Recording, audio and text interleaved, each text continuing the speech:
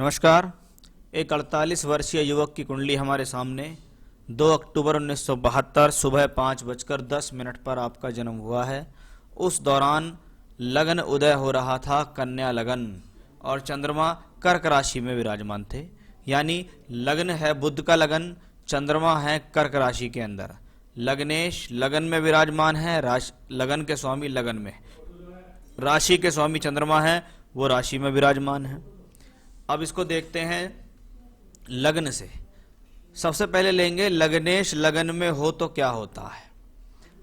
महर्षि पराशर जी ने कहा, जब जब कोई ग्रह अपनी राशि में विराजमान हो, मित्र की राशि में विराजमान हो, उच्च का हो, स्वग्रही हो, मूल त्रिकोण हो, तो उस ग्रह की में बल बढ़ जाता है, उस ग्रह के अंदर पावर बढ़ जाती है। अब लग्नेश लगन में है, मान सम्मान के लिए अच्छा है, शरीर के लिए अच्छा है, आयु के लिए अच्छा है, जीवन में तरक्की के लिए अच्छा है। अगर व्यक्ति जीवन में कुछ कमाएगा, कुछ प्राप्त करेगा, तो उसको लंबे समय तक टिका कर रह सकता है। ये लग्नेश का लगन में होने का फल है, क्योंकि ये बुध से संबंधित योग है। बुध जब लग्नेश होकर लगन में हो तो भद्र नामक महापुरुष योग बनाता है। इसका मतलब है बुध से संबंधित कारकत्वों में वृद्धि। बुद्ध, बुद्धि, ज्ञान, लॉजिक, तर्क, किसी बात को लेकर तर्क संगत बहस करना, लेखा जोखा रखना, व्यापारिक समझ रखना, ये सब बुध से आता है। अब प्रॉब्लम हुई है बुध को और लगन लग्नेश को बहुत ज्यादा। वो क्यों हुई है वो मैं बताता हूं। कहते हैं लगन का मालिक अगर 6, 8, 12 में हो तो खराब होता है। वहीं अगर 6, 8, 12 के मालिक लगन में हो तो प्रॉब्लम शुरू हो जाती है लगन को, कि एक खराब घर का मालिक एक अच्छे घर में बैठेगा तो जो खराब व्यक्ति का स्वामी है वो तो अपनी जगह ठीक है, लेकिन उसने लगन को तो खराब कर दिया। एक खराब घर का मालिक सूर्य द्वादशेष लगन में पीड़ा दे रहा है, क्योंकि वो द्वादशेष है। इसमें सूर्य को कोई प्रॉब्लम नहीं है, इसमें प्रॉब्लम किसको है? लगन को प्रॉब्लम है कि अच्छे घर के अंदर एक खराब आदमी आके बैठ गया।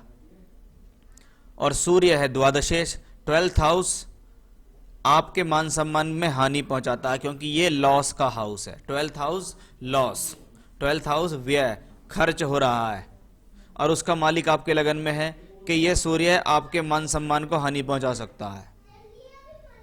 अब साथ में पहुंच गया एक और मंगल ग्रह, मंगल।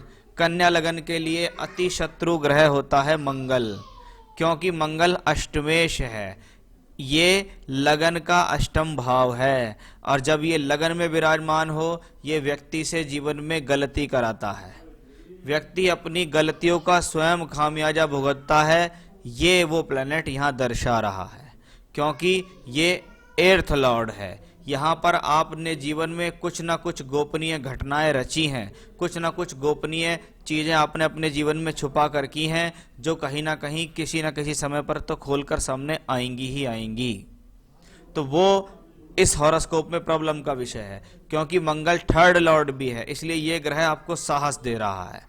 ये ग्रह कह रहा है अरे काम करो, कुछ नहीं होगा।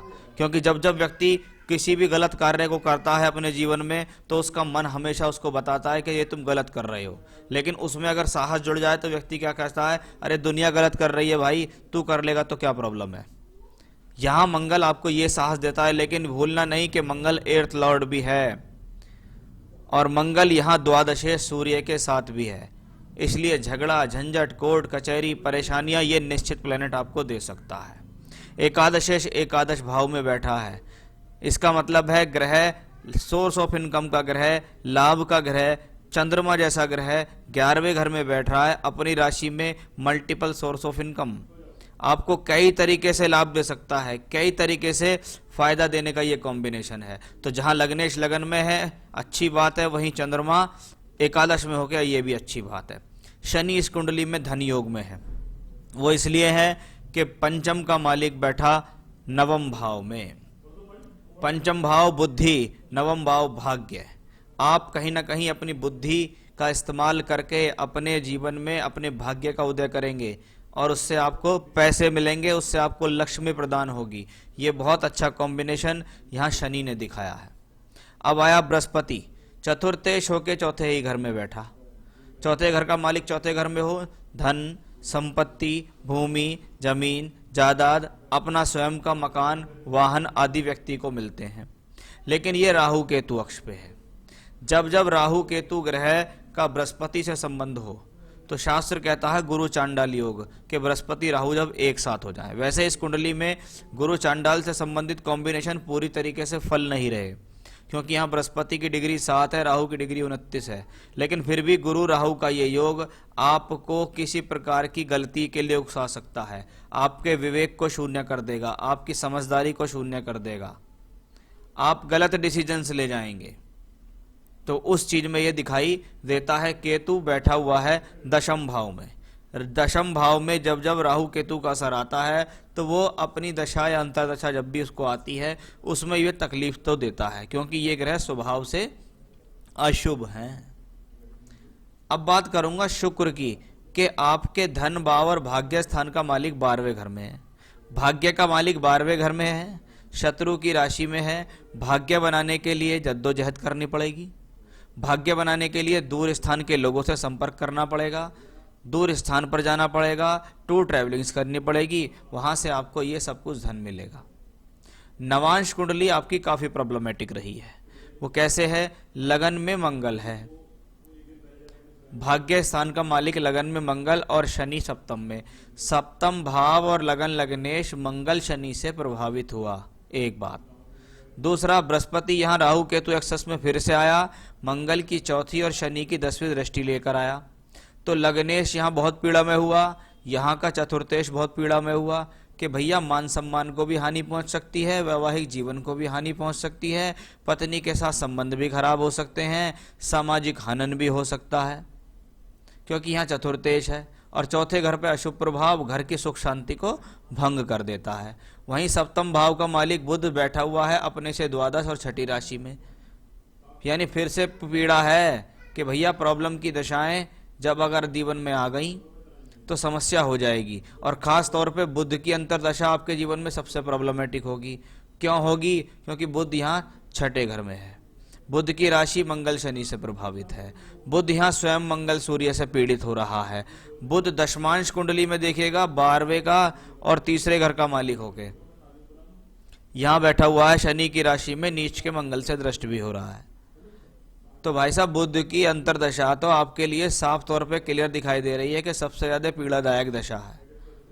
उसके बारे में भी आगे और चर्चा मैं आपसे करूंगा। अभी तो मैं फिलहाल में ग्रहों की चर्चा आपसे कर रहा हूं कि ग्रह आखिर हैं क्या। अगर ये कुंडली का 10th हाउस आपके कर्मों को दर्शा रहा है तो ये दशमांश कुंडली है, ये आपके कर्मों का फल देगी कि आपकी प्रोफेशनल लाइफ में आप कर क्या रहे हैं। कि जब आपकी कुंडली में 2 खराब स्थान के मालिक की दशा चले, एक ग्रह है 12वें घर का मालिक और एक ग्रह है तीसरे घर का मालिक, उसकी दशा अंतर्दशा आ गई। वही ग्रह नवांश में मंगल शनि से बहुत पीड़ित, वही ग्रह नवांश में यहाँ छठे घर में है, लगन में पीड़ित, सभी ग्रह पीड़ित। और मई 2018 से जीवन में आ गया शुक्र में बुध। बुध ने कराई है गड़बड़। क्यों कराई है? क्योंकि उसके बारे में मैंने आपको समझाया, उसका योग यहाँ मंगल और सूर्य के साथ है, वही ग्रह यहाँ छठे घर में भी है। कहीं ना कहीं आप अपने जीवन में जिस प्रकार की परेशानी को भोग रहे हैं उसकी बहुत बड़ी जिम्मेवारी आपकी स्वयं की है कि आपने कुछ ना कुछ तो करा है जिसके कारण आपको ये सारी परेशानियां झेलनी पड़ी हैं। चलिए अभी चलते हैं आपके हॉरोस्कोप में शुक्र की महादशा कि शुक्र क्या है इस हॉरोस्कोप में। कि द्वादश भाव में बैठा हुआ एक ग्रह जो खर्च को, परेशानी को इंगित करता है। अगर 12वां घर में दूरी है, विदेश यात्रा है, तो 12वें घर में जेल और अस्पताल भी है। और वो ग्रह है वहां शत्रु की राशि में केतु के नक्षत्र में गंडमूल में बैठा हुआ है। और वो केतु नक्षत्र का लॉर्ड 10th हाउस में है कि आपने कुछ ना कुछ अपने प्रोफेशनल लाइफ में कुछ इधर हेर फेर हुआ है जिसके कारण आपको लॉस हो रहे हैं, हानि हो रही है, मान सम्मान की क्षति हो रही है। और शुक्र में अंतर्दशा आ गई। बुध मई 18 जैसे ही आपके जीवन से क्रॉस किया और देखिए 6 मार्च 21 आप सभी प्रकार की प्रॉब्लम में पड़ते चले गए। अभी 6 मार्च 2021 को शुक्र में बुध खत्म हो जाएगा। कौन आ जाएगा? शुक्र में केतु। केतु कहाँ है? 10th हाउस में, लेकिन फिर से वो बुध की ही राशि में बैठा है और मंगल सूर्य से पीड़ित है। तो कहीं ना कहीं आपकी लाइफ में जो प्रॉब्लम चल रही हैं वो कुछ कम तो हो जाएंगी, लेकिन पूर्ण रूप से मई 2022 जब तक नहीं आएगा जीवन में, तब तक आप अपने जीवन में इस प्रकार की प्रॉब्लम से राहत नहीं पाओगे।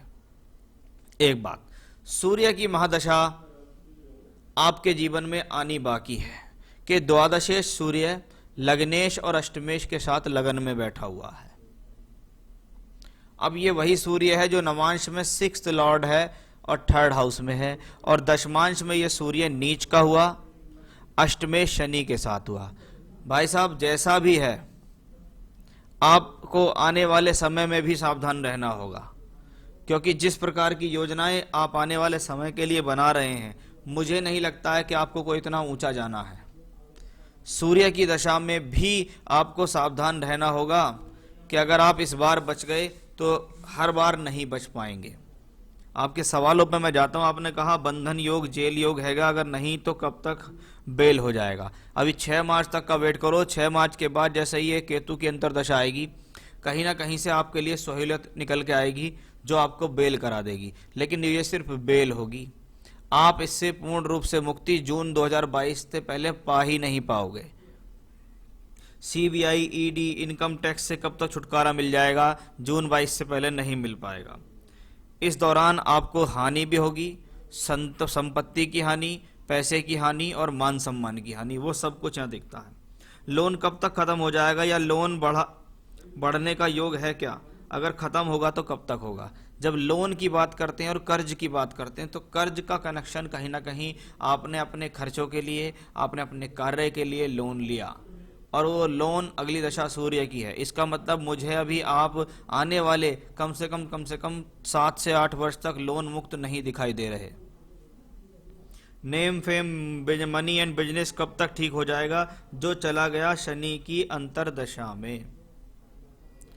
शनि की अंतर्दशा में चला गया। क्यों चला गया भाई साहब शनि की अंतर्दशा में? उसका जवाब मिलेगा आपको दशमांश में, कि आपका अष्टमेश नीच के सूर्य के साथ बैठा है। फिर से अष्टमेश, फिर से कहीं ना कहीं भाई साहब आपकी तरफ से कुछ गलती ऐसी हो गई, अधिक लालच समझ लो, अधिक फायदे के तरफ आकर्षित होकर समझ लो, कुछ ना कुछ गड़बड़ हो गई जिसका आपको नुकसान हुआ। और उसके बाद फिर आ गए शुक्र में बुध। तो मार्च 15 से मार्च 21 तक का समय आपके जीवन में बड़ा प्रॉब्लमेटिक रहा है। तो भाई साहब नेम फेम बहुत अच्छा मुझे अगली दशा में भी दिखाई नहीं दे रहा। पार्लियामेंट, राज्यसभा जाने का योग है क्या? है तो क्या सूर्य की महादशा में होगा? मुझे राजनीतिक कनेक्शन कोई भी अच्छे तौर पर इस कुंडली में नजर नहीं आ रहे हैं। ताक खान से मेरा रिश्ता कैसा रहेगा और उसके जमीन के थ्रू मुझे कुछ फायदा होगा क्या? जब हम किसी के साथ जुड़कर कार्य करने के लिए बात करते हैं और आपकी अगली दशा ऐसी हो कि भैया अगर कोई आपसे जुड़ जाए तो उसको नुकसान हो जाएगा लेकिन आपको फायदा हो जाएगा।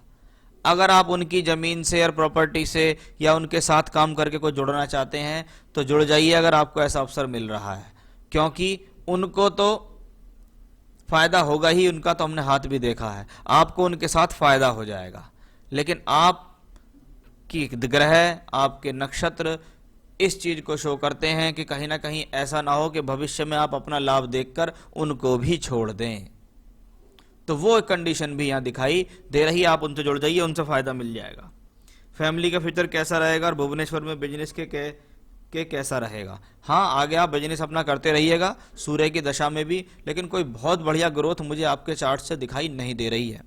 एक सामान्य स्तर पर चलने वाली स्थिति है। सबसे बड़ी बात तो यह है कि जून 22 तक आप अपने आप का बहुत बड़ा कोई खर्च, कर्ज, मान सम्मान हानि, इन सब को बचा लेंगे तो ज़्यादा फायदे में रहेंगे, क्योंकि आपकी हॉरोस्कोप ने क्लियर बता दिया। जब मैं आपकी कुंडली को 3:15 वाली सिंह लगन से देखता हूं तो यहां सूर्य शुक्र कोई भी प्रॉब्लम नहीं देता। शुक्र दशमेश होकर लगन में बैठा हुआ है, किसी प्रकार की समस्या नहीं। धन भाव का मालिक धन भाव में लग्नेश के साथ और योग कारक मंगल के साथ, और ऐसी का सारी कंडीशन में आप इतने सारी चीज बता रहे हैं, बंधन योग, जेल योग, सीबीआई, इनकम टैक्स, वो यहां दिखाई ही नहीं देते। लेकिन जैसे ही कुंडली कन्या लगन की हो जाती है सब कुछ क्लियर हो जाता है कि वीनस की महादशा जो भाग्येश है उसकी महादशा आई, आपने जीवन में पैसा कमाया, लेकिन जैसे ही शनि और बुध और केतु की अंतर्दशा आई आपको प्रॉब्लम हो गई। क्यों हो गई प्रॉब्लम, वो भी मैंने आपको इस चार्ट में बताया है। तो भाई साहब कंडीशन बहुत टिपिकल है। आपको हमने हस्तरेखा के दौरान भी उपाय बताए थे, आप उन्हीं उपायों को कंटिन्यू कीजिएगा, वही आपके लिए लाभप्रद रहेगा। पन्ना पहनने की सलाह मैं आपको यहाँ दे सकता हूँ। बाकी भाई साहब हनुमान जी की पूजा, बजरंग बाण, सुंदरकांड, आदित्य हृदय स्तोत्र, ये सब पूजा पाठ बाकी जो भी आपको बताई है वो करनी होंगी, नहीं तो समस्या में घिरेंगे। और मैं आपको फिर से आगाह करता हूं, अगर इस बार आप बेल से बच गए, क्योंकि मुझे उम्मीद यहाँ लगती है जेल से बच गए, तो ये मत सोचेगा कि आप भविष्य में पीछे आप नहीं पड़ेंगे। भविष्य में अगर आप आ गए तो वो दशा द्वादशे सूर्य की होगी, वो दशा आपको छोड़ेगी नहीं और आपको लंबे समय तक जेल में डाल देगी। तो भाई साहब इन सब चीज़ों पे आप ध्यान दीजिएगा। जो चीज़ घटना घट गई उसको घटने दीजिए, उसको सुधारिए, नए तरीके से जीवन अपना चलाइएगा, बहुत अच्छा चलेगा। अधिक लाभ अधिक लालच के चक्कर में आपको यहाँ नहीं पड़ना है। तो ये था आपकी कुंडली का एनालिसिस। कौन सी कुंडली ठीक है वो भी हमने यहाँ जजमेंट कर लिया है और आपके सवालों के जवाब। नमस्कार।